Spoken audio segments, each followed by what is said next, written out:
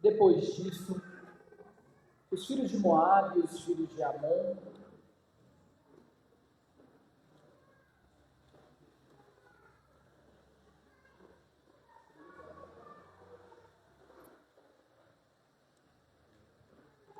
a palavra de Deus diz assim: depois disso, os filhos de Moabe e os filhos de Amon, com alguns dos meunitas, vieram a peleja contra Josafá. Então vieram alguns que avisaram a Josafá, dizendo: grande multidão vem contra ti, da além do mar da Síria. Eis que já estão em Hazazon, Tamar, que é em ti. Então Josafá teve medo e se pôs a buscar o Senhor. E apregoou o jejum em todo Judá. Judá se congregou para pedir socorro ao Senhor. Também de todas as cidades de Judá veio gente para buscar ao Senhor. Pôs-se Josafá em pé na congregação de Judá e de Jerusalém, na casa do Senhor, diante do pátio novo, e disse: ah, Senhor, Deus de nossos pais, porventura não és tu, Deus dos céus? Não és tu que dominas sobre todos os reinos dos povos? Na tua mão está a força e o poder, e não há quem te possa resistir. Quando Josafá, aqui o contexto, ele soube que uma grande multidão vinha contra Judá, ele temeu. Só que ele decidiu buscar quem? Ao Senhor. Ele convocou o povo e juntos reconheceram de sua total incapacidade, mesmo tendo rei, mesmo tendo palácio, mesmo tendo guerreiros. Ele não confiou em si mesmo. Na verdade, ele reconheceu da sua incapacidade. E ele volta ao Deus soberano, que reina sobre todas as nações, e que Deus é fiel às suas promessas.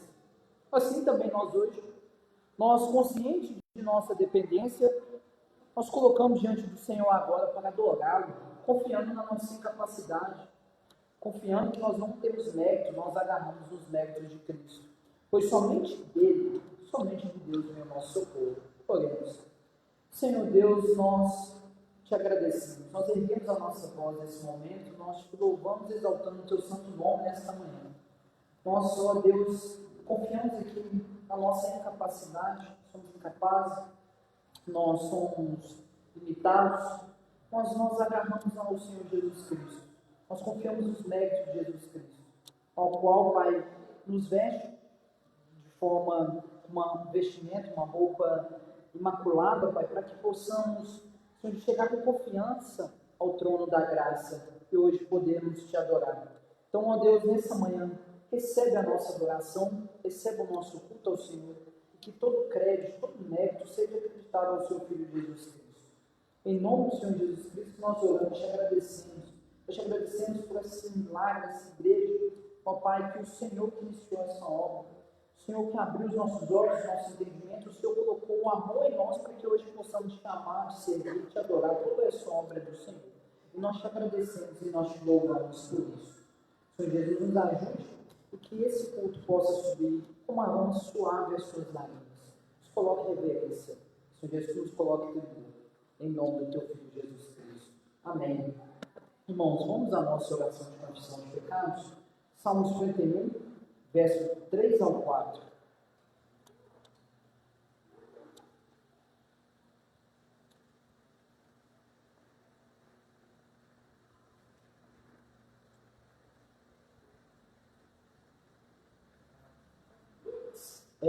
Salmo 51,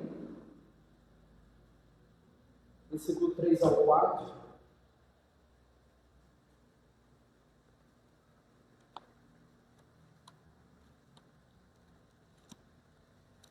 Um salmo muito conhecido, depois do pecado de Davi, Obed-Edom e Urias, o profeta chama a atenção de Natan, ele cai em si, e ele faz esse salmo, essa oração de confissão e arrependimento a Deus. Nós vamos ler de forma bem breve, versículo 3 e 4. Salmo 51 diz assim: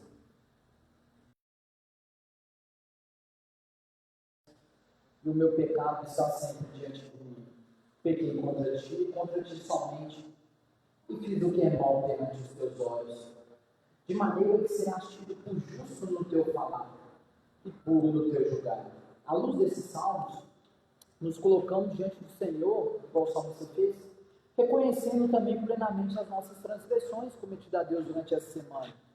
Não podemos esconder-as de Deus, podemos esconder às vezes o nosso próximo, mas não de Deus. O nosso pecado está sempre diante de nós. E como Davi confessa, nós entendemos que acima de tudo pecamos também, não é só contra o nosso próximo. Davi não peca somente contra Betseba, ele peca contra o Santíssimo Deus. Ele ofende a sua justiça, nós ofendemos também sua justiça, sua santidade. E por isso, ele é justo em seu juízo. Assim, nos humilhamos em arrependimento sincero, confessando nossas culpas e buscando também sua graça abundante. Como Daniel, no capítulo 9, ele confessa o seu pecado e o pecado do seu povo, mas no final da oração ele busca a bondade de Deus, ele apela pela bondade de Deus. Esse é o nosso momento. De a gente confessar os nossos pecados, a igreja vai ter 1 minuto em silêncio, denome os seus pecados, pense nos seus atos odiosos que você cometeu, a santidade de Deus dessa semana, busque arrependimento, se arrepende, e logo após eu vou orar por toda a congregação. A igreja tem 1 minuto.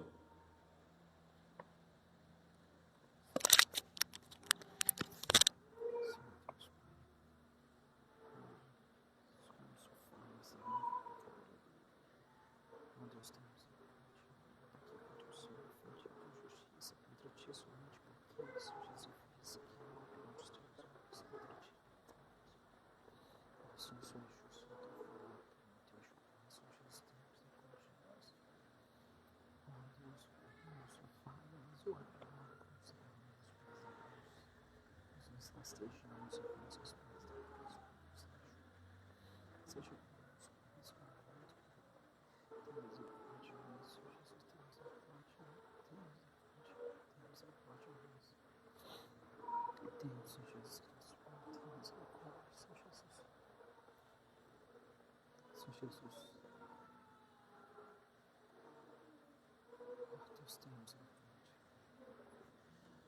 Senhor Deus, aqui está a tua igreja. Ó Deus, a tua igreja conhece as suas transgressões, eu conheço as minhas transgressões e o pecado está sempre diante de nós. Ó Deus, às vezes julgamos muito a Davi, a qual cometeu um pecado de adultério, de homicídio, mandou que matasse o seu esposo de Betseba. Mas muitas das vezes, Pai, nós mesmos, quando não guardamos os nossos olhos, cometemos adultério. Muitas das vezes, ó Pai, quando a gente odeia o nosso próximo, o nosso irmão, a gente já matou ele, nosso íntimo, a gente cometeu isso. Ó Deus, então não há diferença entre nós e Davi, nós todos pecamos, nós somos pecadores. Julgamos muito o Senhor Jesus, o apóstolo Pedro, a qual era muito bravio, muito iroso, cheio de raiva, mas muitas das vezes, ó Deus, quando o nosso irmão pisa no nosso carro, nos corrige, nós viramos de ovelha para leões para cima desse irmão. Tenha misericórdia de nós, somos pecadores, somos falhos. Muitas das vezes recebemos uma graça tão grande, um presente tão grande, a salvação em Cristo Jesus, uma obra linda, entendemos, o Senhor abriu os nossos olhos, nós entendemos a salvação, nós somos felizes com Cristo, somos felizes por essa obra, mas muitas das vezes somos como Jonas, que recebeu essa salvação e não quer passar para a cidade de Nínive. Tenha misericórdia de nós, pecados. Ó Deus, nos ajude, somos falhos. Em pecado concebeu nossa mãe, tenha misericórdia de nós. Senhor Deus, pecamos contra o Senhor, ofendemos a tua santidade. Somos pecadores, somos miseráveis, somos cegos, pobres, Deus. Mas nós nos agarramos, Pai, a Cristo Jesus, o perfeito, justo. Ajude a tua igreja a crescer em santidade, a amar a tua justiça, a amar uma vida santa, viver, Senhor Jesus, conforme Cristo. Amar como Cristo, perdoar como Cristo, ser como Cristo, buscar a tempo e a fora de tempo, pregar a tua verdade, principalmente em nossos lares, em nossos trabalhos. Ó Deus, nos ajude a ser santos nessa terra, Pai. Nos ajude a ser o sal da terra, Pai, a luz no mundo. A luz no mundo é Cristo, mas que possamos refletir Cristo em meio as nossas ações, Pai, é o nosso testemunho. Nos ajude, Pai, cresça a tua igreja, tire de nós, Pai, Senhor Jesus, os carrapichos, que o Senhor Deus precisa que nos discipline, pois o Senhor disciplina quem o Senhor ama. Nós buscamos o Senhor, Senhor Jesus, que o Senhor nos conforme à imagem do teu Filho Jesus Cristo, todos os dias, Pai, nos ajude, seja conosco, santifica a tua igreja, em nome do teu Filho Jesus Cristo. Amém. Irmãos, vamos ao primeiro salmo, palavra cantada, Salmo 122, se trata a oração pela paz de Jerusalém.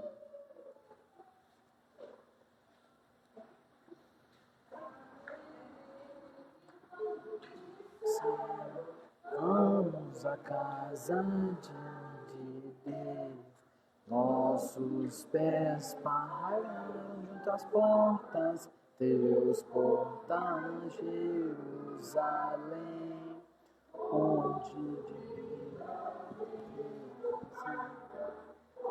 os confins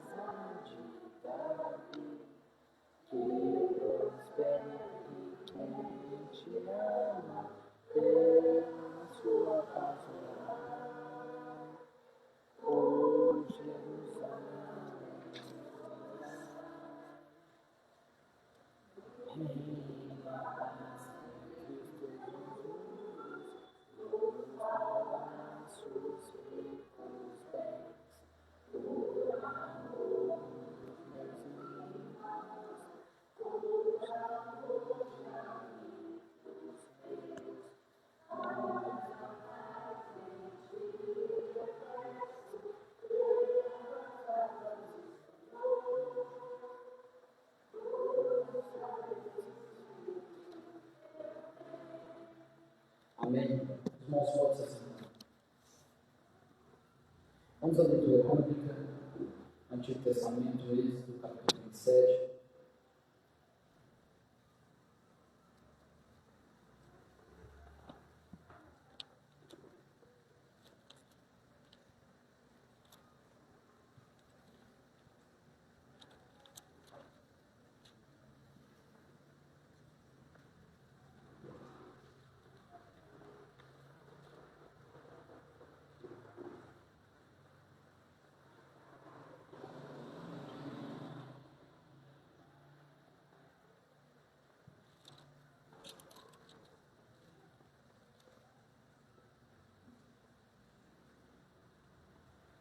Êxodo capítulo 27, vamos à leitura.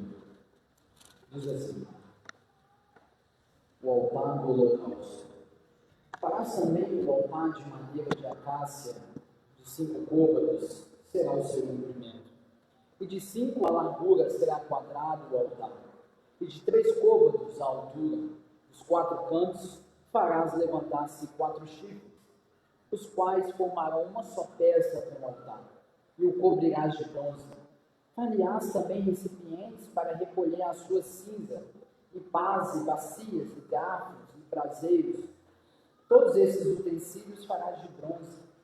Far-lhe-ás também uma grelha de bronze em forma de rede, a qual farás 4 argolas de metal nos seus 4 cantos, e as porás dentro do rebordo do altar para baixo, de maneira que a rede chegue até ao meio do altar. Farás também varais para o altar, varais de madeira de acácia, e o cobrirás de bronze. Os varais se meterão nas argolas de um e de outro lado do altar, quando for levado. Oco e de tábuas o farás, como se te mostrou no monte, assim o farão. Farás também o átrio do tabernáculo, ao lado meridional, que dá para o sul. O átrio terá cortinas de linho fino retorcido, o comprimento de cada lado será de 100 côvados. Também as suas 20 colunas e as suas 20 bases serão de bronze. Os ganjos das colunas e as suas vergas serão de prata. vergas serão de prata. De igual modo, para o lado norte, ao comprido, haverá cortinas de 100 côvados de comprimento, e as suas 20 colunas e as suas 20 bases serão de bronze, e os ganchos da coluna e suas vergas também serão de prata. Na largura do átrio, para o lado do ocidente, haverá as cortinas de 50 côvados. As colunas serão 10 e as suas bases 10. Verso 13. A largura do átrio do lado oriental para o levante será de 50 côvados. Serão de 3 e as suas bases serão 3. Para o outro lado da entrada haverá cortinas de 15 reposteiros de 20 côvados, de estofa azul e púrpura e carmesim, e linho fino retorcido, obra de bordador, e as suas colunas serão 4 e as suas bases 4. 17. Todas as colunas ao redor do átrio serão cingidas de vergas de prata, e os seus ganchos serão de prata, mas as suas bases de bronze. O átrio terá 100 côvados de comprimento e 50 de largura por outro lado, e 5 de altura. As suas cortinas serão de linho fino retorcido, e as suas bases de bronze. Todos os utensílios do tabernáculo, em todo o seu serviço, todas as suas estacas, e todas as estacas do átrio serão de bronze. O azeite para o candelabro. Verso 20. Ordenarás aos filhos de Israel que te tragam azeite puro de oliveira, batido para o candelabro, para que haja lâmpada acesa continuamente. Na tenda da congregação, fora do véu, que está diante do testemunho, Arão e seus filhos a conservarão em ordem desde a tarde até pela manhã perante o Senhor. Estatuto perpétuo será este a favor dos filhos de Israel pelas suas gerações. Amém, até aqui. Na minha escritura está até aqui. Êxodo 27 aqui, ele descreve o altar de bronze, e onde os sacrifícios eram feitos, né? O átrio do tabernáculo, que separava aqui o espaço santo, e o azeite puro para manter a luz acesa de forma continuamente. A ideia principal é que Deus determina como ele deve ser adorado aqui do texto. Há sacrifício pelo pecado, a separação, que é a santidade, e luz constante na presença dele. Tudo isso apontando para Cristo como um cumprimento perfeito. Louvado seja Deus. Esse é o momento de a gente orar pelas autoridades, projetos da nossa igreja. Curvem suas cabeças, vamos orar. Interceder a Deus pela nossa nação, pela Igreja Batista Reformada de Santa Luzia. Senhor Deus, Pai, nós te agradecemos. Nós erguemos nossa voz mais uma vez e nós te louvamos e te exaltamos. E nós apresentamos aqui a nossa necessidade, nossa súplica. Senhor Jesus, e oramos pela nossa nação, pelos reis, pelos governantes de nossa nação, o Brasil. Ó Deus, que o Senhor venha, Senhor, sabemos que todos os governantes, todos esses políticos estão sob o pleno governo das tuas mãos. Senhor Jesus, nós te pedimos que o Senhor varra a corrupção de nosso país, que o Senhor levante homens, Senhor Jesus, piedosos, homens sérios, retos, íntegros, Pai, que combatem o mal na política, que combatem a corrupção na política, e que o Senhor traga conversão, Pai, converte esses homens que conduzem a nossa nação de forma errônea. Ó Deus, converte esses homens e ajude os homens que estão nos governos a lutarem, Pai, para combater essas leis corruptas sendo criadas, a combater esses homens corruptos. Oramos também pela segurança pública, todos os soldados, todos aqueles que cuidam de nossa nação, pedindo que o Senhor dê a força a eles e os guarde, juntamente com a saúde pública, todos esses que cuidam da saúde dos nossos, dê saúde a eles, força, vigor. Oramos também pelos ministros, ó Deus, que o Senhor venha capacitá-los, os ministros piedosos, que o Senhor venha abençoá-los, que o Senhor abençoe eles, Pai, que o Senhor direcione-os, que o Senhor continue derramando graça, cuide de suas famílias. Ó Deus, nós oramos pelos ministros da Comunhão Batista Reformada Sudeste, que tem nos ajudado, a Igreja Batista Reformada Emanuel, que tem nos ajudado de forma grandemente. O Senhor abençoe os pastores, Pai, Renan, pastor Jackson, pastor Tiago, toda ali a mesa de diaconatos, que o Senhor venha nos abençoar de forma grandemente, Pai, ajude esses pastores, cuide dessa igreja, provê, sustente, capacite. Pai, oramos também pelos projetos da Igreja Batista Reformada de Santa Luzia, pela igreja local, a Igreja Batista Reformada de Santa Luzia. Senhor Jesus, nós oramos pela escolha de um ministro, de um diácono, amadureça a tua igreja para que elas saibam escolher. Senhor Jesus, dê crescimento espiritual cada vez mais. O Senhor continue orientando na abertura do CNPJ, conduzindo todas as coisas, cuide dos enfermos da igreja, cuide dos casamentos, das crianças, Pai, dos adolescentes, dos idosos, dos viúvos. Que o Senhor seja o centro dessa igreja, que o Senhor sempre seja o centro. Ó Deus, que essa igreja vai sempre olhar para Cristo. Continue, Pai, aumentando a fé dessa igreja. Floresça os frutos do Teu Espírito Santo nessa igreja. Em nome do Senhor Jesus Cristo, que nós te oramos e te agradecemos. Amém. Irmãos, porque você pode ficar de pé, novamente fique de pé. Vamos cantar a palavra do Senhor, Salmo 40, que se trata de oração para livramento. Todo mundo tem alto, bom som. Cantemos ao Senhor com muita atenção e louvor a Deus. Do Senhor espero confiante, pois se inclinou e ouviu quando clamei. Do poço horrível, tremedal de lama, Deus me tirou, da rocha me firmou. E meus lábios novo canto pôs, um hino de louvor a Deus. Ao ver isto, muitos temerão, e no Senhor confiarão. É bem-aventurado todo aquele a confiança põe. Os homens arrogantes vêm para aqueles que amam mentir. Prodígios mil, desígnios sobre nós tens feito, ó Deus, não tens igual.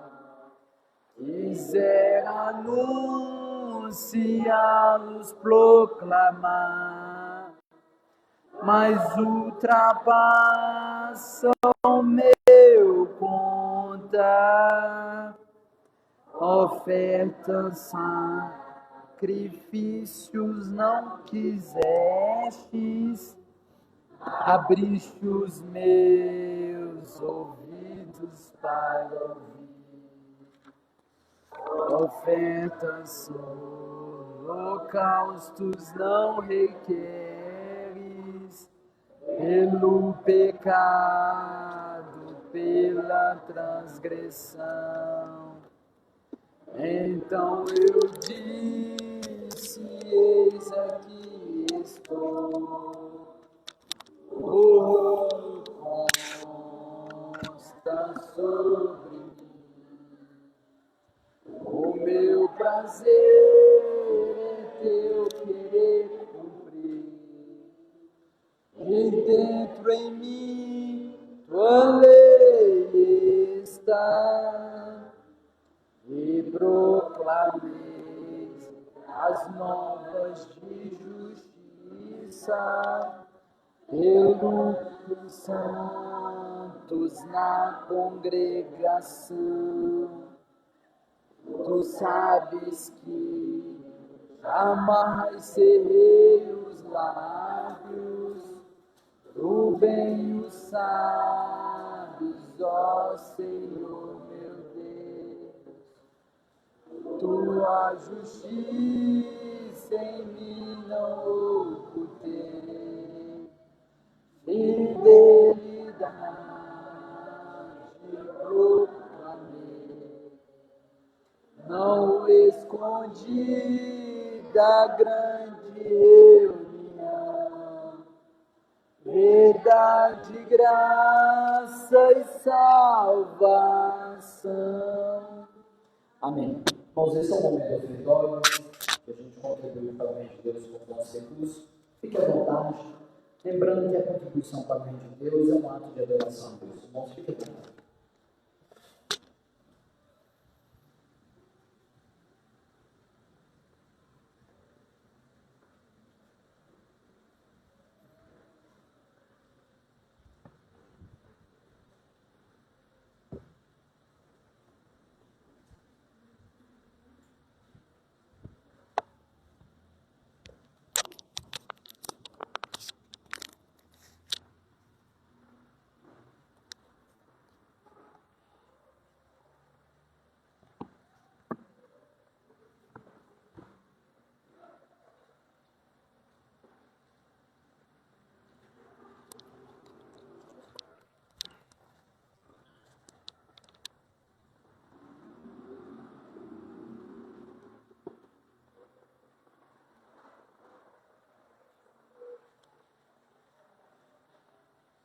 Irmãos, vamos abrir nossas Bíblias no livro de Levítico, no capítulo 16. Levítico, capítulo 16.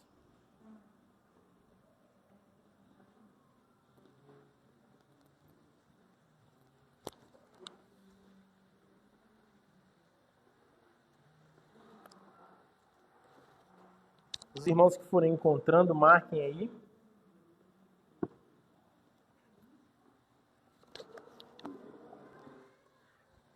Levítico capítulo 16.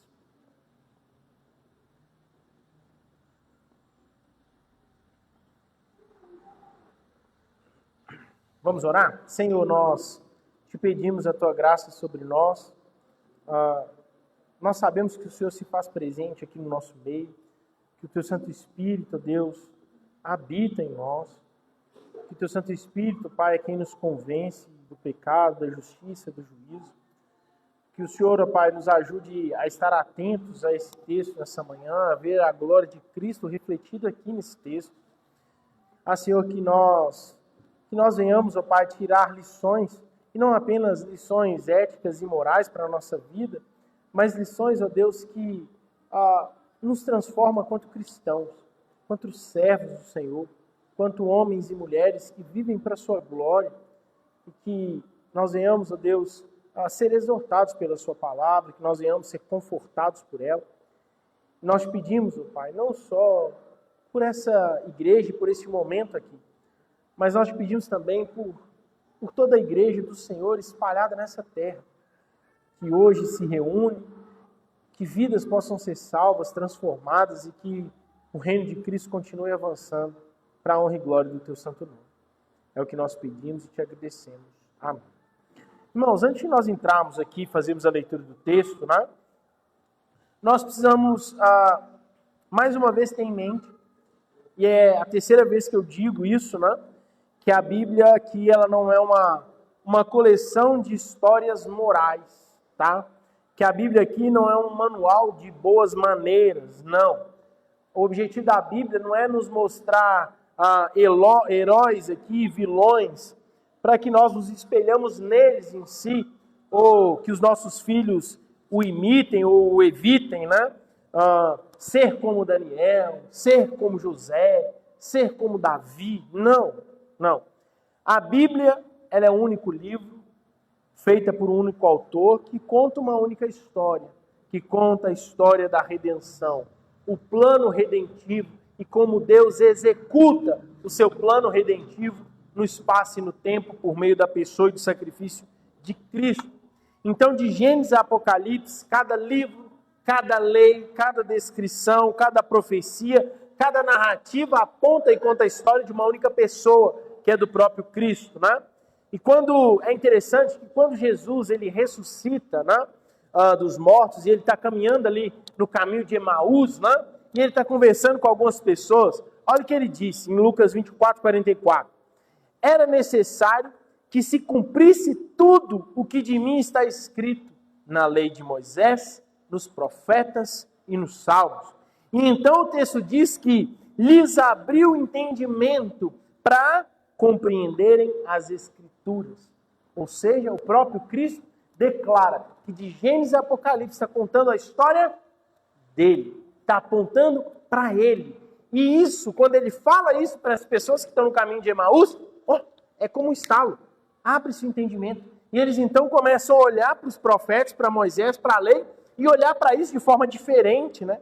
Ou seja, Cristo é a chave de interpretação da própria Escritura, né? Sem Jesus Cristo, se nós desconsiderarmos Cristo, o Antigo Testamento e um texto como o de Levítico se torna um enigma indecifrável por nós. Não tem como compreender se nós não olharmos para Cristo.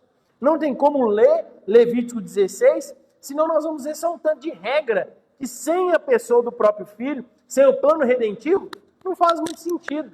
Principalmente no nosso contexto de cultura, agora uma cultura ocidental, que não tem muito a ver com o povo judeu nesse sentido, né? Mas quando nós olhamos para um livro que é tão complexo quanto o livro de Levítico, olhando para o próprio Cristo e para essa revelação progressiva, fica evidente o plano redentor e que tudo tem um objetivo claro, né? Então, é assim que nós temos que olhar para o livro de Levítico, tá? E Levítico 16 aqui, que é descrito o dia da expiação, né? Como é feito essa expiação, nós vemos aqui a imagem desse evangelho por meio desses ritos, tá? Por meio desse ritual, por meio desse sangue de animais, que séculos antes do próprio Filho se encarnar, Deus está mostrando para esse povo, ó, vocês vão fazer isso agora, mas isso aponta para algo maior, tá? Então é com isso em mente que nós vamos ler o nosso texto, tá? Eu vou saltar alguns versículos, mas eu vou orientando os irmãos. Verso 1. Falou o Senhor a Moisés, depois que morreram os 2 filhos de Arão, tendo chegado aqueles diante do Senhor. Então disse o Senhor a Moisés, dize a Arão teu irmão que não entre no santuário em todo o tempo, para dentro do véu, diante do propiciatório que está sobre a arca, para que não morra, porque aparecerei na nuvem sobre o propiciatório. Entrará Arão no santuário com isso, um novilho, uma oferta pelo pecado e um carneiro para o holocausto. Vestirá ele a túnica de linho sagrado, terá as calças de linho sobre a pele, cingir-se-á com cinto de linho e se cobrirá com a mitra de linho. São essas as vestes sagradas. Banhará o seu corpo em água e então as vestirá. Da congregação dos filhos de Israel tomará 2 bodes para a oferta pelo pecado e um carneiro para o holocausto. Arão trará o novilho da sua oferta pelo pecado e fará expiação por si e pela sua casa. Também tomará ambos os bodes e os porás perante o Senhor à porta da tenda da congregação. Lançará a sorte sobre os 2 bodes, uma para o Senhor e a outra para o bode emissário. Arão fará chegar o bode sobre o qual cair a sorte para o Senhor e o oferecerá por oferta pelo pecado. Mas o bode sobre que cair a sorte para o bode emissário será apresentado vivo perante ao Senhor para fazer expiação por meio dele e o enviá-lo ao deserto como bode emissário. Arão fará chegar o novilho da sua oferta pelo pecado e fará expiação para si e pela sua casa. Imolará o novilho da sua oferta pelo pecado. Tomará também sobre o altar um incensário cheio de brasas de fogo diante do Senhor e 2 punhados de incenso aromático bem moído e o trará para dentro do véu. Porá incenso sobre o fogo perante o Senhor para que a nuvem do incenso cubra o propiciatório que está sobre o tabernáculo para que não morra. Tomará o sangue do novilho e com o dedo aspergirá sobre a frente do propiciatório. E diante do propiciatório aspergirá 7 vezes o sangue com o dedo. Depois imolará o bode da oferta pelo pecado, que será para o povo. E trará no seu sangue para dentro do véu. E fará com o seu sangue como faz com o sangue do novilho. Aspergi-lo-á no propiciatório e também diante dele. Assim fará expiação pelo santuário, por causa das impurezas dos filhos de Israel e das transgressões de todos os seus pecados. Da mesma sorte fará pela tenda da congregação que está com eles no meio de suas impurezas. Salta lá para o verso 20. Havendo, pois, acabado de fazer expiação pelo santuário, pela tenda da congregação e pelo altar, então fará chegar o bode vivo. Arão porá ambas as mãos sobre a cabeça do bode vivo e sobre ele confessará todas as iniquidades dos filhos de Israel, todas as suas transgressões e todos os seus pecados, e os porá sobre a cabeça do bode, e o enviá-lo-á ao deserto pela mão de um homem à disposição para isso. Assim, aquele bode levará sobre si todas as iniquidades deles para a terra solitária, e o homem soltará o bode no deserto. Depois, Arão virá à tenda da congregação e despirá as vestes de linho que havia usado quando entrara no santuário, e ali as deixará. Banhará seu corpo em água no lugar santo e porá suas vestes. Então sairá e oferecerá seu holocausto e o holocausto do povo, e fará expiação por si e pelo povo. Dá um salto para o verso 27. Mas o novilho e o bode da oferta pelo pecado, cujo sangue foi trazido para fazer expiação no santuário, serão levados para fora do arraial. Porém, as suas peles, a sua carne e o seu excremento se queimarão. Aquele que o queimar, lavará suas vestes, banhará o seu corpo em água e depois entrará no arraial. Isso vos será por estatuto perpétuo. No 7º mês, aos 10 dias do mês, afligireis a vossa alma e nenhuma obra fareis. nem o natural, nem o estrangeiro que peregrina entre vós, porque naquele dia se fará expiação por vós para purificar-vos, e serei purificado de todos os vossos pecados perante o Senhor. É sábado de descanso solene para vós outros, e afligireis a vossa alma. É estatuto perpétuo. Verso 34. Isso vos será por estatuto perpétuo, para fazer expiação uma vez por ano pelos filhos de Israel, por causa dos seus pecados. E fez Arão como o Senhor ordenara a Moisés. É um texto longo, é um texto complexo, é um texto que descreve um ritual que deveria ser observado pelos israelitas, e também é um texto que requer um mínimo de conhecimento prévio do que é o tabernáculo, do que era a tenda, que depois passa a ser o tabernáculo, posteriormente o templo, mas essas divisões. O que é o propiciatório? O que é o lugar santo? O que é o lugar santíssimo? Onde que está esse véu que separa isso? Onde fica o candelabro, a mesa de pães asmos? Onde era feito o holocausto? O que é a parte externa e interna do tabernáculo? Então, eu mandei uma foto no WhatsApp da igreja, tá? Para os irmãos olharem e auxiliar os irmãos na leitura, para os irmãos não ficarem perdidos. Aonde o povo podia ir, aonde o sacerdote podia ir e aonde só o sumo sacerdote poderia ir. Isso ajuda na compreensão e na leitura, tá? Porque se a gente se perde, fica difícil de ler. E Levítico é um dos livros que faz a gente romper com aquela leitura anual, né? Começa com leitura, não, eu vou ler a Bíblia esse ano. Aí começa em Gênesis, quando chega em Levítico, o negócio começa a desandar. Porque começa muitos rituais, muitos nomes, muita genealogia, se perde, não entende nada e acha que não é importante, tá? Então eu mandei essa foto para os irmãos olharem com atenção em casa, reler o texto para entender onde fica o propiciatório, o que é, né? Mas então, para nós entendermos aqui, nós precisamos entender o contexto, tá? Nesse período aqui de Levítico 16, o êxodo já havia acontecido. O povo já tinha sido liberto, já tinha peregrinado, né? Deus já tinha salvado esse povo com um braço poderoso, tá? Da opressão, do poder de Faraó. Então aqui Deus já havia aberto o Mar Vermelho, Deus já havia dado o maná para o povo, Deus já havia tirado a água da rocha, Deus já havia operado muitos milagres. E havia um feito aqui extraordinário que já tinha acontecido. O próprio Deus havia descido e passado a habitar no meio do povo, né? No final do livro de Êxodo, nós vamos ver a glória de Deus, o que o texto vai chamar de a Shekinah de Deus, desce e preenche o tabernáculo.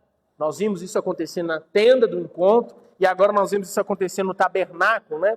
A tenda sagrada que Israel havia construído ali depois dessa peregrinação. E a glória de Deus era tão intensa que Moisés, um dos maiores profetas do Antigo Testamento, não podia entrar. Moisés não entrava onde essa glória estava sendo manifestada, né? Ou seja, era Deus habitando no meio do povo, mas isso é um problema. Pastor, por que isso é um problema? Porque Israel é um povo pecador. Porque o homem é pecador. E em contrapartida, Deus é santo. E esse Deus santo não tolera o pecado. Então a grande questão é, como um povo pecador poderia habitar com Deus, um Deus que é absolutamente santo, sem que esse povo pecador fosse consumido? E Levítico responde essa questão, né? Esse nome Levítico vem de levitas, né? Da tribo de Levi, essa linhagem sacerdotal de Israel, essa linhagem de Arão, né? Então, esse livro é essencialmente um manual de como esse sacerdócio deveria ser exercido, como que se escolhiam os sacerdotes, as túnicas e todo o ritual, e como esses sacrifícios deveriam ser feitos para a expiação do pecado de Israel. É basicamente isso que o livro de Levítico nos mostra, né? Mostra, então, como o Deus, em sua graça, ele abre caminho para essa adoração. E é interessante que o próprio Deus estabelece o caminho. Ou seja, não é do jeito que Israel queria. Não é do jeito que Israel achava conveniente. Não. E nós vemos isso logo no início. O que diz no verso 1? O Senhor falou a Moisés depois da morte dos 2 filhos de Arão, quando se aproximaram da presença do Senhor e morreram. Ou seja, aqui está falando, quando nós olhamos em Levítico 10, conta a história desses 2 filhos de Arão, Nadab e Abiú, né? Filhos de Arão, o sumo sacerdote aqui nesse contexto. Então os filhos de Arão, da mesma linhagem, da tribo de Levi, eles também eram sacerdotes. Eles não eram qualquer um, não. E se eles eram sacerdotes, eles conheciam as leis desse Deus, e como deveriam ser os ritos do sacrifício, e como deveria ser organizado o lugar santo e o lugar santíssimo, como deveria ser feito oferecido esse sacrifício. E em Levítico 10:1 diz que eles ofereceram diante do Senhor fogo estranho, que ele não lhes havia ordenado. Ou seja, eles mudaram o rito. Eles fizeram algo que Deus não havia pedido. Não é que eles contradizem. Não é que Deus fala assim, ó, vai para cá e eles vêm para cá. Não. É que eles fazem algo que Deus não tinha pedido. E isso é um fogo estranho. E aí no versículo 2 diz que saiu fogo da presença do Senhor e os consumiram e morreram diante do Senhor. Eles ofereceram algo que Deus não havia ordenado. Então eles são mortos, né? Eles são consumidos pela glória desse Deus ao se aproximarem do lugar santíssimo de forma inadequada, né? E essa realidade, meus irmãos, faz com que Levítico 16 não seja apenas relevante, mas é um livro que é muito urgente, porque Israel adora um Deus que é santo, um Deus que é santíssimo, um Deus que é glorioso, um Deus que é consumidor pelo fogo. E esse Deus estabelece os preceitos. Entende a importância de nós conhecermos as Escrituras? Entende a seriedade do que nós estamos adorando? Esse mesmo Deus que consumiu Nadab e Abiú, né? Então nós precisamos saber e conhecer o Deus que é o objeto da nossa adoração, que é o Deus que nós servimos, que é o Deus imutável. O Deus da antiga aliança não é diferente do Deus da nova aliança, tá? Então, a partir do verso 2, Deus começa a instruir a Moisés, para Moisés chegar para Arão e falar assim, Arão, você não pode entrar no lugar santíssimo de qualquer jeito não, tá? Não é qualquer hora que você pode entrar lá no lugar santíssimo, não. O lugar santíssimo, os irmãos vão ver depois na imagem, é o lugar mais sagrado do tabernáculo, né? Esse lugar santíssimo é onde ficava a Arca da Aliança. Então Arão era o único, o sumo sacerdote era o único que poderia entrar ali. Mas ele poderia entrar só no dia da expiação, ao 10º dia do 7º mês. Não, ele não podia entrar 2 vezes no ano, 3 vezes no ano, no dia que ele quisesse. Senão, o que ia acontecer com ele? Ele ia morrer, igual Nadab e Abiú, tá? Então, aqui a gente já observa que esse acesso a Deus, já está restrito. Esse acesso a Deus está regulado. Esse acesso a Deus precisa ser mediado. O povo podia entrar no lugar santo? O povo podia entrar no lugar santíssimo? De jeito nenhum, né? Então, só o sumo sacerdote poderia entrar ali no dia certo, uma vez por ano, e mesmo assim com as vestes certas e com o ritual certo, tá? Isso nos mostra muito a condição humana, meus irmãos. Lembra que nós falamos aqui, quando a gente estava estudando a criação hoje, do acesso a Deus, da intimidade com Deus, do relacionamento do homem criado ali antes da queda com o próprio Deus? E viu que agora esse relacionamento já foi rompido, que já não é da mesma forma, que já existe esse abismo aqui, e que esse acesso a Deus agora precisa ser mediado, não é um acesso livre, não é chegar a Deus de qualquer forma, né? É tanto que Isaías, no capítulo 59, verso 2, ele fala, as vossas iniquidades fazem separação entre vós e o vosso Deus. Mas, em contrapartida, a graça de Deus também se manifesta aqui. Por quê? Com a queda nós somos banidos dessa presença. Há agora um acesso limitado. Mas veja que o próprio Deus, o ofendido da história, ele cria um meio para o acesso do povo a ele. Então, Deus não deixou esse acesso de forma que não aconteceria mais. Mas ele fala, vocês podem ter acesso a mim, mas agora é assim, assim, assim, e por meio do sumo sacerdote. Só desse jeito, né? Então, o próprio Deus define os seus próprios termos para mediar aqui por meio do sumo sacerdote para restaurar essa comunhão. Então, antes de entrar no Santo dos Santos, né, no lugar santíssimo, Arão precisava se banhar em água. Ele precisava trocar suas vestes sacerdotais e vestir agora uma veste de linho, né?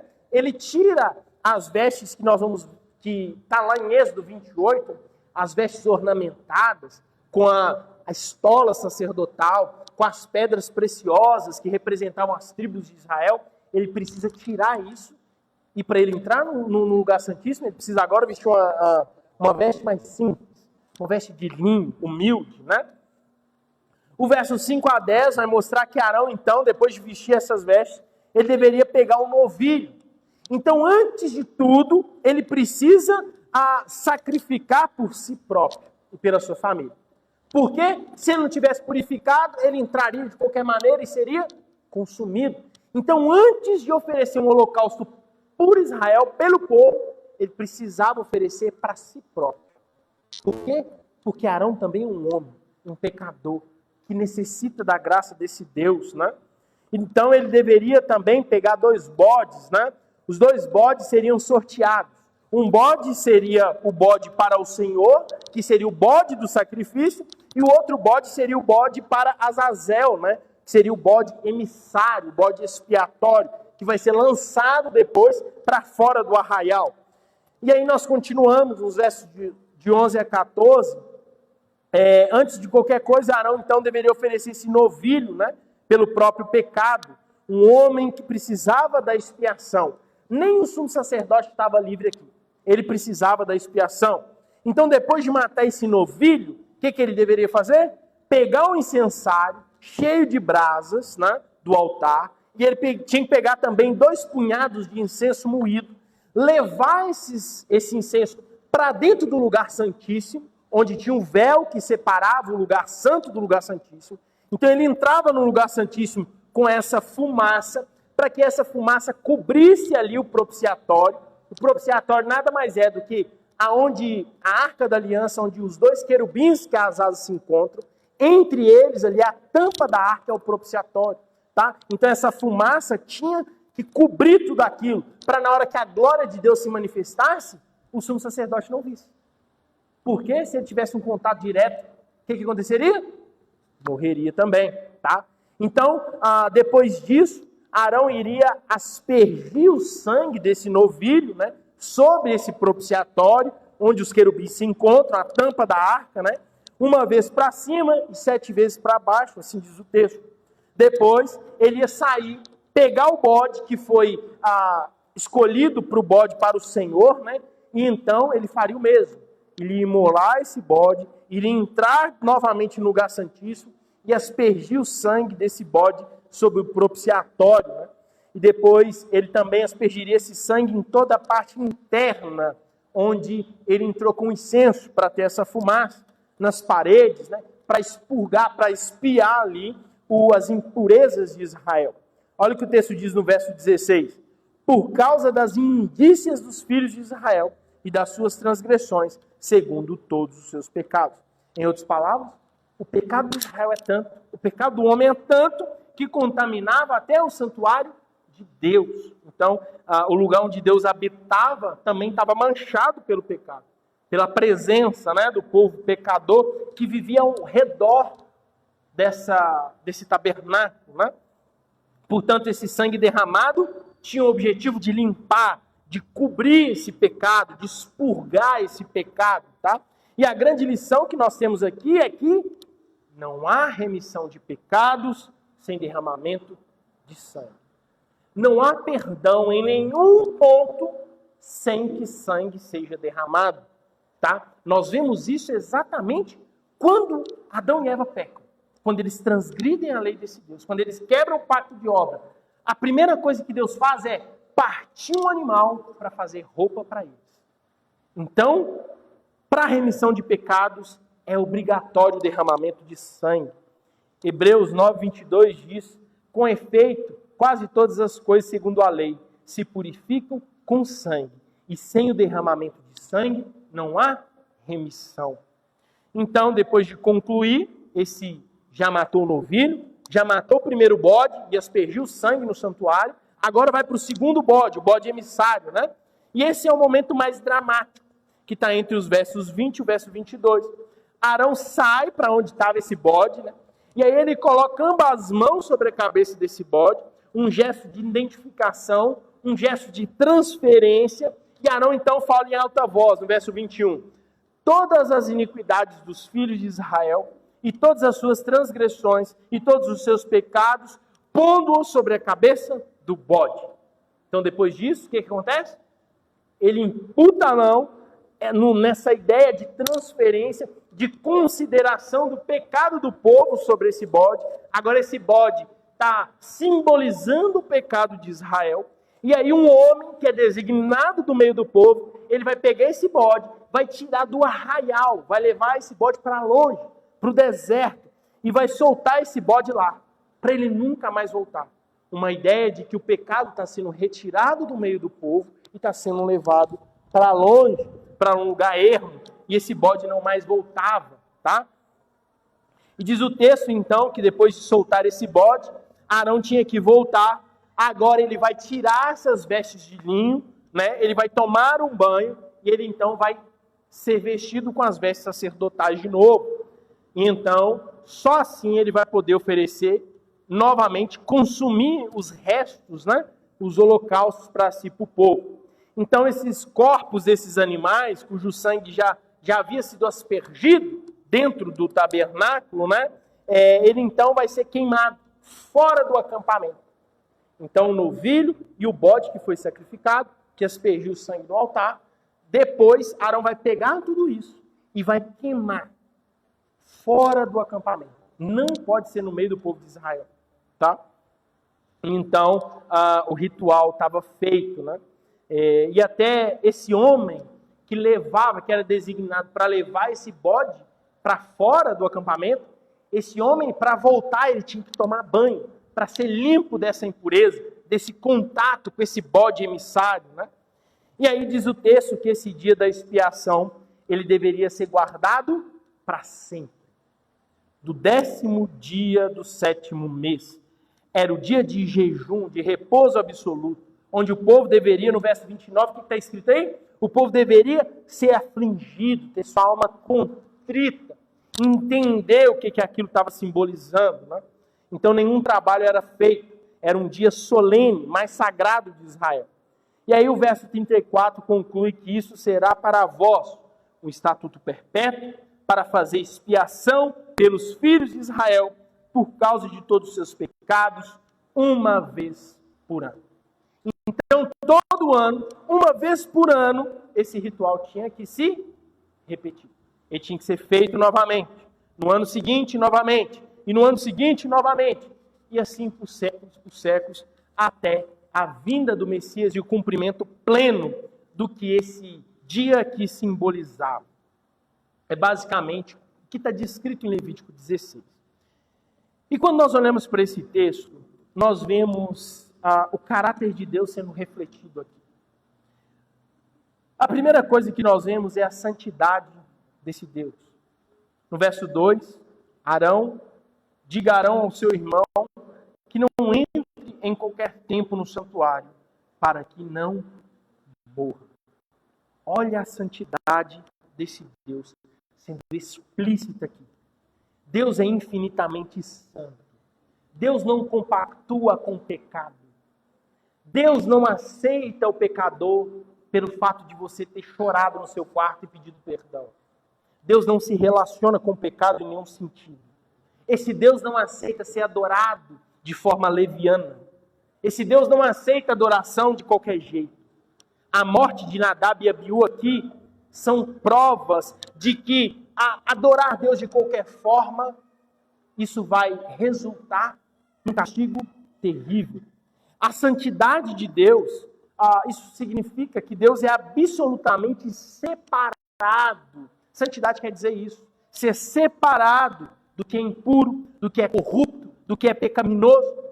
Isaías, lá no verso 6, capítulo 5, ele viu o Senhor no templo e o que ele exclama? Ai de mim, eu estou perdido, porque sou homem de lábios impuros. João cai como que morto quando ele vê o Cristo glorificado lá em Apocalipse 1, 17. Ou seja, a santidade de Deus não é algo abstrato, não é algo irrelevante. E aí a grande questão é, Nós pensamos nisso quando nós estamos adorando esse Deus? Quando você ora na sua casa, sabe? Já no final do dia, com sono, você nem sabe o que você está falando direito. É esse Deus que você está vendo. Sabe quando você vem para o culto? Você não está preocupado com o horário, como é que vai ser, com a organização aqui dentro. E aí quando nós olhamos a forma que esse Deus exige ser adorado. É esse o nível de seriedade que a igreja precisa ter. Porque esse Deus não é imutável. Esse Deus não muda com o tempo. Esse Deus não é um aqui e ele é outro hoje. Não. O mesmo Deus que consumiu Nadab e Abiú é o mesmo Deus que nós estamos falando hoje. Será que nós temos essa seriedade? Será que nós temos a noção dessa santidade? Nós conseguimos tratar Deus de forma tão banal, quando nós olhamos na antiga aliança, eles não pronunciavam o nome de Deus por causa de tamanha reverência. E agora, é Deus para cá, Deus para lá, de forma banalizada, é o culto de qualquer maneira, não importa, horário, não tem problema, faz de qualquer jeito, não, é meu dia de fazer, não tem problema, nada tem problema, nada pode, tudo para esse Deus pode, se Ele quiser Ele aceita. Para orar, de qualquer forma, ora de qualquer jeito na sua casa, lê as escrituras de qualquer jeito, não entendi nada, pula para trás, não quer entender, ora de forma automática, não se preocupa, ora pensando em outras coisas, pensando no problema que vai resolver amanhã, ora pensando no cansaço, ora pensando, que isso? Esse é o Deus Santíssimo ou não? Qual Deus que se adora? Esse texto também escancara a depravação do homem. Nem mesmo o sumo sacerdote podia entrar no lugar santíssimo sem primeiro oferecer um sacrifício por si, para si. Todo homem é corrupto. Nós estávamos representados no Éden. Essa é a condição do homem hoje. Nenhum homem é suficientemente bom para se aproximar de Deus pelos seus próprios méritos. Por isso que se você não orar em nome de Jesus Cristo, você está perdido. Porque Deus não ouve a sua oração porque ela é sua. Ele ouve a sua súplica porque você suplica por meio do Filho, o sumo sacerdote perfeito. O culto só é aceito porque nós cultuamos em nome do próprio Cristo. Porque senão, Ele não vai nos ouvir. É por isso que se no grande dia, na volta desse Cristo, nós nos apresentarmos diante dele, sem estarmos cobertos pela justiça do Filho, nós seremos consumidos, exatamente como Nadab e Abiú. Ou Deus olha para você e vê o reflexo de Cristo, ou você está perdido, ou você vai estar morto, eternamente no inferno. Por isso que Paulo diz, não há um justo sequer, todos pecaram, estão destituídos da glória desse Deus. Romanos 3. Esse texto também nos aponta para a necessidade de uma mediação. Porque o povo não podia entrar no lugar santíssimo. O povo não podia sequer entrar no lugar santo. Só um homem entrava, só o sumo sacerdote. Ele entrava em nome do povo, ele representava o povo, ele carregava sobre si o nome das tribos, como nós vemos em Êxodo 28. Isso nos mostra a mediação. Ou seja, o homem precisa de um mediador. O homem precisa de alguém que o represente, alguém que seja mais puro, mais santo e alguém que seja aceito. E Timóteo nos diz, né? A carta que Paulo escreve no capítulo 2, verso 5, há um só Deus e um só mediador entre Deus e os homens, Jesus Cristo. Nós também vemos que a expiação ela deve ser feita pelo sangue. Tudo gira em torno do sangue. Sem o sangue, não há como entrar no lugar santíssimo. Porque se não houver o sacrifício pelo próprio em nome do próprio sumo sacerdote, não tem como entrar lá. Sem o sangue, não tem expiação. O sangue do novilho, o sangue do carneiro, eles são aspergidos ali sobre o propiciatório, né? E a pergunta que nós fazemos é por quê? Por que do sangue? Né? E aí Levítico 17:11 responde: a vida da carne está no sangue, e eu vos tenho dado sobre o altar, para fazer expiações pelas vossas almas, porquanto é o sangue que lhes fará expiação em virtude de vida. Ou seja, a vida de um substituto é entregue no lugar do culpado. É uma substituição penal. O animal morre para o pecador viver, mas alguém precisa morrer. Nós vimos isso na semana passada, passando o sangue do animal no batente das portas, na 10ª praga. Não era se haveria morte ou não, haveria morte. Não é se haveria derramamento de sangue ou não, haveria derramamento de sangue. A questão era, iria morrer o primogênito da família ou o novilho? Essa era a grande questão. Mas que alguém morreria? Alguém morreria. Era necessário sangue? Era necessário sangue. Aqui nós também vemos essa imputação, né, do pecado, esse gesto de colocar as mãos sobre o bode emissário, esse gesto de confessar os pecados do povo sobre esse bode, né? Isso nos mostra essa imputação. Ou seja, nós vemos o pecado, a culpa, sendo considerada não no indivíduo praticante, mas no substituto, né? O substituto aqui, o bode, está carregando para fora do arraial o que não é dele, o que não pertence a ele, o que é do povo. A culpa do povo, esse bode está carregando e ele está levando sozinho para fora do arraial, né? Ou seja, enquanto o culpado é liberto, o inocente é condenado. Será que não é isso que nós vemos na cruz? Nós vemos também a insuficiência desse modelo. Esse modelo não é sustentável por si só. Sabe por quê? Porque ele é ineficiente. Ele não é eficaz. Ele não é sustentável.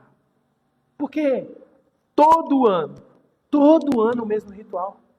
Todo ano tinha que matar o novilho. Todo ano a mesma confissão. Todo ano o mesmo sangue. Sabe o que significa? Isso aponta para algo, um dia, que uma expiação perfeita era necessário acontecer. Isso tinha que parar. Isso ia ser feito para sempre, para sempre, para sempre, para sempre. O que você precisa fazer e refazer é porque é ineficaz, é porque é ineficiente, é porque não é completo e perfeito em si mesmo.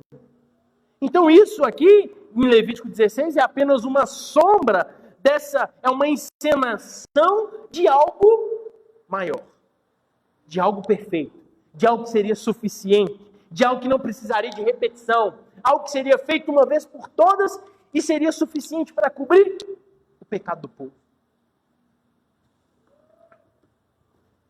E é assim, meus irmãos, que nós chegamos no ponto central aqui.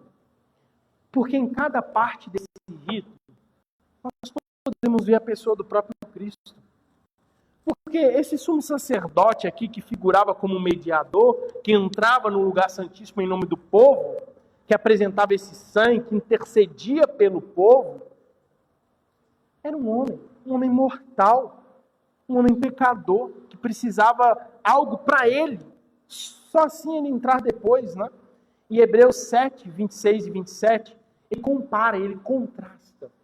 Olha o que diz o escritor: porque nos convinha tal sumo sacerdote, santo, inocente, imaculado, separado dos pecados e feito mais elevado do que os céus, que não necessita, como os sumos sacerdotes, de oferecer cada dia sacrifícios, primeiramente pelos seus próprios pecados e depois pelos pecados do povo. E quem é esse sumo sacerdote? Será que é Arão? Será que Arão era santo, imaculado, inocente, separado de pecado? Óbvio que não. Mas quando nós olhamos para Cristo, nós vemos esse sumo sacerdócio se cumprindo na pessoa do próprio Cristo, de forma excelente, perfeita. Porque para subir na cruz, Cristo precisou oferecer algo para si próprio. Foi necessário matar qualquer novilho em nome do Cristo para só depois o Cristo se entregar? Claro que não. Portanto, ele é não só o sumo sacerdote, mas ele é a própria oferenda, a própria oferta, o próprio holocausto. Ele é o sumo sacerdote que entrega a si mesmo, e não outro, e não outra coisa, e não outro bicho. Ele entrega a si.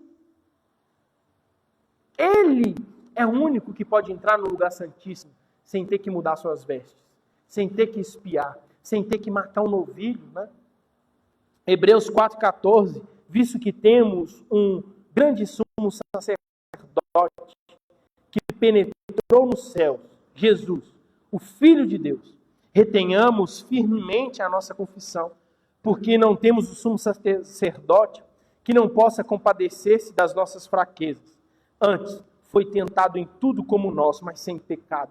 Esse Jesus, esse sumo sacerdote, sabe o que é ser humano. Ele sabe o que é ser tentado. Ele sabe o que é sentir fome, sede. Ele sentiu isso na pele. Ele entra completamente na fraqueza humana sem conhecer o pecado. Tá? Jesus não peca em nenhum sentido. Por isso, ele é o mediador perfeito. Né? Porque ele triunfa e ele cumpre a lei de forma plena e por isso ele obtém esse mérito, esse status de perfeição, de dignidade de entrar no Santos dos Santos sem nenhum tipo de oferenda. Quando nós voltamos no versículo 4, né, com olhos mais atentos, antes de entrar no lugar santíssimo, Abraão era obrigado ao quê? A tirar suas vestes sacerdotais. Por que que Deus mandou isso? Por que que Deus mandou ele tirar suas vestes brilhantes, né? Com éfode de ouro, azul, púrpura, carmesim? Era uma veste maravilhosa, ornamentada, né, com pedras preciosas que representavam aqui as tribos de Israel. Então, que tinha gravado com uma lâmina de ouro puro as palavras, a santidade do Senhor, né? Então ele tirava isso, esse ornamento glorioso, mas no dia da expiação ele precisava vestir uma veste humilde, de linho, totalmente oposta a essa glória dessa veste sacerdotal, né? Essa túnica simples, sem ouro, sem pedras preciosas, sem ornamento, a veste de um servo, né? Uma veste que mostrava essa ideia de humildade. Então ele se despojava da glória visível e então punha uma veste humilde para oferecer esse sacrifício. Isso é ou não uma fotografia da encarnação do Verbo? Filipenses 2 diz assim: sendo em forma de Deus, não considerou o ser igual a Deus algo a que se aferrar. Antes, esvaziou-se de si mesmo, tomando a forma de um servo, tornando-se semelhante aos homens, e reconhecido em figura como um homem, humilhou-se a si mesmo, tornando-se obediente até a morte, e morte de cruz. Enquanto Arão troca apenas suas vestes, belas e bonitas, por uma veste humilde, para entrar no lugar santíssimo, que não, senão o próprio Cristo, o Deus, desce do seu trono de glória e se encarna numa manjedoura simples, pobre, humilde, na casa e uma família de um carpinteiro, nascido num curral. É esse o esvaziamento, né? Não significa que Cristo deixa de ser Deus. Nunca. Ele não deixa de ser quem ele é por essência, né? Porque Arão também não deixava de ser quem ele é só por trocar sua túnica. Ele continuava sendo um sumo sacerdote. Da mesma forma, Cristo continua sendo plenamente Deus, mas agora em forma de servo, para vir servir, para ser pisado, para ser caluniado, para ser cuspido. Isaías profetiza isso, né?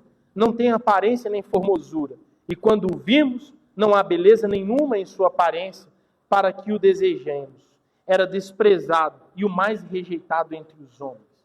Jesus não vem com a áurea de um rei. Não. Ele abre mão do seu trono de glória. Jesus não tem nenhuma coroa visível. É um homem simples, de aparência humilde, carregando em sua caminhada o peso do sacrifício, o peso do holocausto. E há mais um detalhe, que ao terminar todo o ritual, o que Arão fazia? Tomava banho e vestia novamente a estola sacerdotal, com toda a sua glória, né? Com toda aquele ouro É isso que acontece com o próprio Cristo. O Cristo abre mão do seu trono de glória. Ele se encarna de forma humilde, serve como um servo, é morto, cuspido, ultrajado, mas ele ressuscita. Agora com a aura de um rei. Ele retorna aos céus. Ele está sentado agora no seu trono de glória, reinando. Ele toma posse daquilo que é dele. E agora ele continua a reinar no mundo como um rei soberano. E ele reina através do seu povo. E esse rei voltará. Olha como cada detalhe do ritual de Deus há um propósito para revelar para Israel que haveria um sacrifício perfeito. Um rei perfeito que iria tirar a sua estola sacerdotal, que iria servir, mas que depois ele retomaria essa estola sacerdotal com a áurea e a glória de um rei. Né? Filipenses 2,9, por isso também Deus o exaltou soberanamente e lhe deu o nome que é acima de todo nome. Cristo deixa a sua glória, encarna, serve, ressuscita e agora ele é revestido dessa glória eterna como sumo sacerdote perfeito, vivo, que intercede pelo seu povo nesse santuário celestial. Quando nós olhamos para esse carneiro que era para o Senhor, que era morto, né? Que era levado dentro do lugar santíssimo e que seu sangue era aspergido ali na tampa do propiciatório, né? Esse sangue que cobria o lugar onde a lei do próprio Deus estava lá debaixo. As leis de Deus, as tábuas não estão dentro da Arca da Aliança? O propiciatório não é a tampa dessa arca? Pois é. O sangue da vítima cobre essa lei que foi quebrada por Israel. Essa lei, então, acusa. E o que acontece? Esse sangue responde. E a ira desse Deus, ultrajado, é satisfeita. Esse é o símbolo aqui. Em Romanos 3,25, Paulo diz: como propiciação pelo seu próprio sangue, Cristo se entregou. Sabe o que Paulo está dizendo? Cristo é o propiciatório. Ele é o propiciatório. Ele é o lugar onde o sangue foi aspergido. Ele é o lugar onde a ira de Deus foi plenamente satisfeita. Ele, Cristo, é o ponto de encontro entre a lei quebrada e a graça desse Deus. Porque esse Cristo cumpre a lei de forma plena. Cada ponto da lei, sem falhar em um sequer. Por isso ele é justo, ele obtém mérito, ele restaura a lei. Então quando ele é partido, a ira desse Deus é satisfeita. Por quê? Porque um sangue puro e imaculado foi derramado. E porque o sangue puro e imaculado é derramado, então há perdão de pecado. Mas esse Cristo, ele não é só o bode do Senhor. Ele também é um bode emissário. Sabe por quê? Porque quando nós olhamos para esse bode, ele não era morto, né? A sua função era simplesmente carregar os pecados confessados do povo e levar esses pecados para longe, né? Para essa terra erma, para nunca mais voltar. Então esse bode, ele se cumpre quando nós olhamos para o próprio Senhor Jesus. Esse Cristo, que como esse bode, é retirado do arraial de Israel e ele é crucificado fora da cidade. E sobre ele, o que acontece? É considerado todos os nossos pecados sobre ele. Ele é esse bode emissário. Porque o Pai olha para o Filho, considera o pecado, os pecados da humanidade sobre ele, o tira do arraial do mar. Ele é o bode emissário. Hebreus 13:12. E por isso também Jesus, para santificar pelo povo, pelo seu próprio sangue, padeceu fora da porta de Jerusalém. Ele é retirado da cidade. Isaías também profetiza isso. Certamente ele tomou sobre si as nossas enfermidades e as nossas dores carregou. Foi ferido por causa das nossas transgressões e moído por causa das nossas iniquidades. O Senhor fez cair sobre ele a iniquidade de todos nós. João Batista, ele entende isso quando ele vê Jesus. Eis o Cordeiro de Deus que tira o pecado do mundo. Que tira, que remove, que leva para longe e não volta mais. Né? Mas Jesus também, ele é o véu que é rasgado. Porque no dia da expiação, Arão, ele entrava e ele precisava atravessar esse véu que separava o lugar santo do lugar santíssimo, essa grande cortina. O povo tinha que ficar do lado de fora, só o sumo sacerdote podia entrar lá uma vez por ano. E quando Jesus morre na cruz, Mateus 27, 51, ele registra um evento miraculoso, que é o véu do templo se rasgando de alto a baixo. Do alto a baixo. Ou seja, não é um homem que rasgou, não.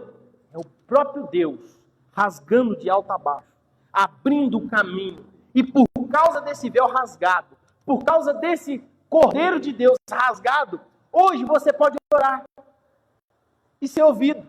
Hoje você pode cultuar e esse Deus recebe a sua oração. Hoje você pode fechar seus olhos e conversar com Deus do universo. Por quê? Porque esse livre acesso agora está mediado por esse Cordeiro Santo. Tendo, pois, irmãos, plena confiança para entrar no santuário pelo sangue de Jesus, pelo caminho novo e vivo que Ele nos consagrou através do véu, isto é, a sua carne. Da mesma forma que o véu é partido, a carne do Cristo é partida. Aproximemo-nos com um coração sincero, em plena certeza e fé. Hebreus 10, 19 ao 22. O véu era o próprio Cristo, que foi partido naquela cruz, que foi rasgado naquela cruz, que foi perfurado, que foi morto.